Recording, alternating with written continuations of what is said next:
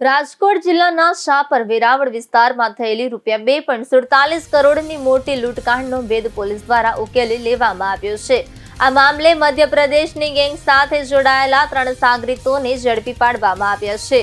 Police તપાસ દરમિયાન આરોપીઓ પાસેથી ₹43 લાખની રોકડ રકમ, સોનાના દાગીના તેમજ હથિયારો જપ્ત કરવામાં આવ્યા છે। આ ઉપરાંત લૂંટમાં વપરાયેલી બોલેરો કાર, રાઇફલ અને અન્ય ઘાતક હથિયારો પણ કબજે કરવામાં આવ્યા છે। આ સમગ્ર કેસ ઉકેલવા માટે પોલીસની 20 જેટલી ટીમોએ સતત મહેનત કરી હતી। તપાસમાં સીસીટીવી ફૂટેજ, મોબાઈલ લોકેશન અને ટેકનિકલ સર્વેલન્સની મહત્વપૂર્ણ મદદ લેવામાં આવી હતી।